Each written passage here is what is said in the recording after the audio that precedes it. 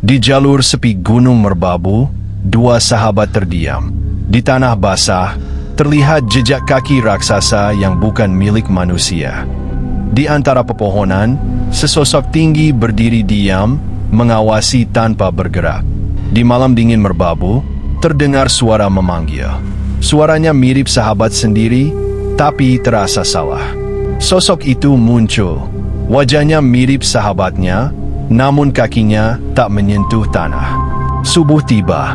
Satu orang turun gunung, satu lagi tak pernah kembali. Sahabatku diambil penunggu gunung.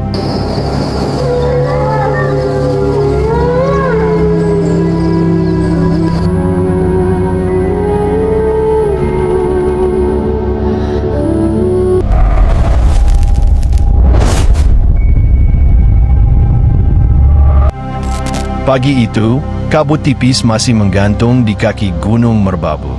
Dua sahabat, Raka dan Dimas, berdiri di depan gapura jalur pendakian. Suasana terasa sunyi tidak wajar, padahal seharusnya sudah ramai oleh para pendaki lain. Angin dingin menyapu dedaunan pinus, menimbulkan suara gesekan pelan seperti bisikan. Entah kenapa, sejak melangkahkan kaki pertama, dada Raka terasa sesak, seolah gunung ini sedang mengamati mereka. Semakin masuk ke jalur hutan, sinar matahari perlahan menghilang. Pohon-pohon pinus menjulang tinggi, rapat, dan gelap. Langkah kaki mereka terdengar terlalu keras di tengah keheningan. Dimas sempat berhenti, merasa seperti ada langkah lain yang mengikuti dari belakang. Saat menoleh, tak ada siapapun, hanya deretan pohon yang berdiri kaku, seakan menyembunyikan sesuatu. Menjelang siang, kabut turun dengan cepat. Pandangan hanya tersisa beberapa meter ke depan. Udara terasa semakin dingin dan lembab. Raka mendengar suara lirih, seperti orang memanggil namanya dari arah yang tidak jelas. Dimas mencoba menenangkan, tapi tangannya gemetar saat menggenggam tali ransel. Di tengah kabut, mereka merasa bukan lagi berdua. Mereka akhirnya tiba di sebuah pos pendakian. Aneh, pos itu tampak kosong dan tua, seperti sudah lama ditinggalkan. Coretan-coretan di dinding kayu terlihat samar. Beberapa tulisan terasa tidak wajar. Angin berhembus kencang, membuat pintu pos berderit pelan. Saat Raka masuk, aroma tanah basah bercampur bau anyir menyambut mereka. Saat bersiap melanjutkan perjalanan, Dimas menemukan jejak kaki di tanah basah. Aneh, jejak itu hanya satu pasang, tapi ukurannya jauh lebih besar dari kaki manusia normal. Jejak tersebut mengarah masuk ke semak-semak gelap. Hati mereka mulai diliputi rasa takut. Gunung Merbabu seakan memberi peringatan, tidak semua tamu diterima dengan baik. Raka dan Dimas memutuskan tetap melanjutkan pendakian, meninggalkan jejak kaki aneh itu di belakang. Jalur mulai menyempit, semak-semak tinggi mengapit kanan kiri seperti lorong hidup. Angin berhenti tiba-tiba, tak ada suara burung, tak ada serangga. Keheningan ini terasa salah. Nafas mereka terdengar berat, seolah gunung menekan dada mereka pelan-pelan. Di tengah perjalanan, terdengar suara tawa pelan dari balik pepohonan. Bukan tawa keras, melainkan cekikikan lirih yang membuat bulu kuduk berdiri. Raka mencoba mengabaikan, namun suara itu terdengar lagi. Kali ini lebih dekat, seperti mengikuti langkah mereka. Kabut kembali turun, lebih tebal dari sebelumnya. Di sela kabut, Raka melihat sosok berdiri diam di antara pepohonan. Tinggi, kurus, dengan kepala sedikit menunduk. Saat ia menunjuk dan memanggil Dimas, sosok itu perlahan memudar, menyatu dengan kabut. Jantung mereka berdegup tak karuan. Mereka sadar, gunung ini tidak hanya dihuni manusia. Setelah berjalan lama, mereka sadar sesuatu yang janggal. Batu besar berbentuk unik yang mereka lewati sebelumnya muncul lagi di depan mereka. Jalur seolah berputar. Kompas di tangan Dimas berputar tak beraturan. Raka mulai panik. Waktu terasa lambat, dan rasa lelah berubah menjadi ketakutan yang menekan pikiran. Saat matahari mulai condong ke barat, terdengar bisikan jelas di telinga Raka. Pulang, kalian bukan yang diundang." Suara itu terdengar berat dan dingin, bukan suara manusia. Dimas jatuh terduduk, keringat dingin mengalir di wajahnya. Di titik ini, mereka tahu, jika tetap memaksa naik, mungkin mereka tidak akan pernah turun lagi. Tanpa terasa, langit berubah gelap lebih cepat dari seharusnya. Kabut bercampur malam menelan jalur pendakian.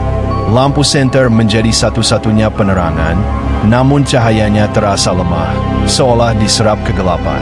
Angin malam merbabu menusuk tulang, membawa aroma tanah basah dan dedaunan busuk. Setiap langkah terasa seperti melangkah ke wilayah terlarang. Mereka memutuskan berhenti dan menyalakan api unggun kecil. Namun nyala api terlihat tidak wajar, warnanya pucat, hampir kebiruan. Api itu tidak menghangatkan, justru membuat udara di sekitarnya semakin dingin. Dari balik gelap, terdengar langkah kaki mengitari mereka perlahan, seolah ada yang mengamati tanpa ingin terlihat. Cahaya api menyentuh batang pohon di depan mereka.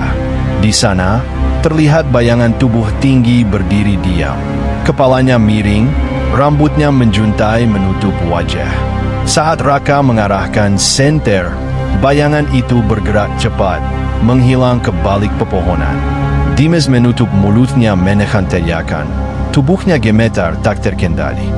Dalam kepanikan, angin kencang memadamkan api unggun. Tiba-tiba, Raka tersandung dan terjatuh ke arah berbeda. Saat ia bangkit, suara Dimas sudah tidak terdengar lagi. Hanya ada sunyi dan bisikan halus dari segala arah. Nama Dimas dipanggil berkali-kali, namun yang menjawab bukan suaranya. Dari balik kabut, terdengar suara Dimas memanggil, terdengar lemah dan putus-putus. Namun nadanya terasa aneh, terlalu datar, seperti ditirukan. Raka berdiri kaku, teringat larangan para pendaki. Jangan pernah menjawab panggilan di gunung saat malam. Jika salah langkah, bukan manusia yang akan ditemuinya. Raka mengikuti suara itu dengan langkah ragu. Jalur tanah yang ia pijak perlahan berubah. Tidak lagi seperti jalur pendakian. Tanahnya lebih lembek, penuh akar menjalar seperti urat hidup. Pohon-pohon tampak melengkung ke arah jalur, seolah menutup jalan pulang.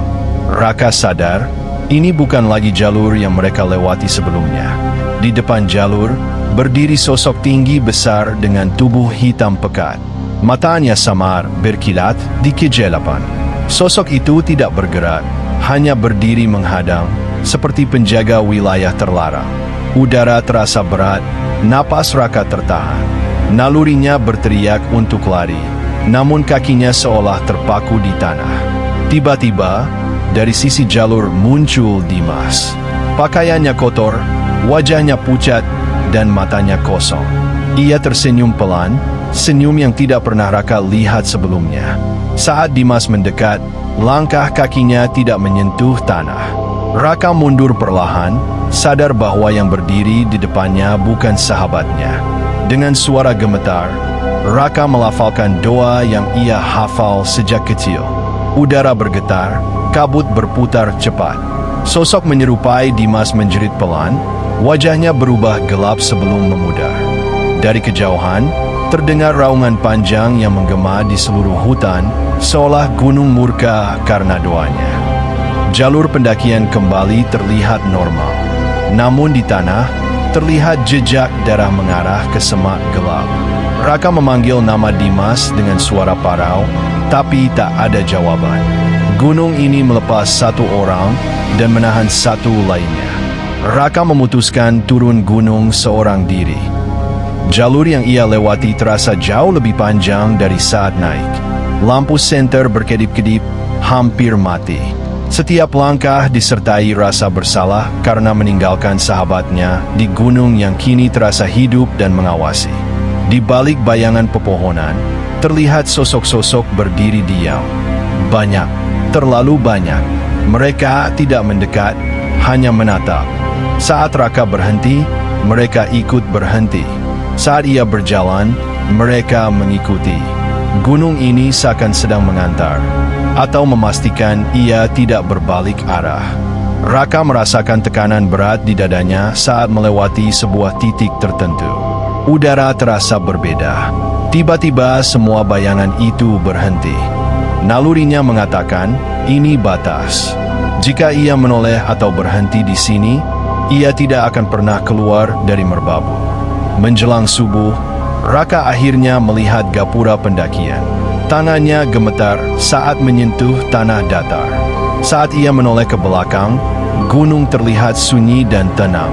Terlalu tenang. Tidak ada tanda Dimas. Tidak ada jejak. Seolah sahabatnya tidak pernah ada.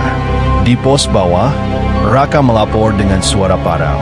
Petugas saling berpandangan. Salah satu dari mereka berkata pelan, "Mas, sejak tadi malam, kamu tercatat naik sendirian." Tubuh Raka lemas. Di dalam ranselnya, ia menemukan satu barang milik Dimas, basah oleh tanah dan darah kering. Beberapa hari setelah kejadian itu, tim SAR melakukan pencarian besar-besaran di jalur yang disebut Raka. Namun tidak ada tanda-tanda keberadaan Dimas. Tidak ada tas, tidak ada pakaian, bahkan jejak kaki pun seolah menghilang di telan tanah. Anehnya, jalur yang diceritakan Raka tidak ditemukan.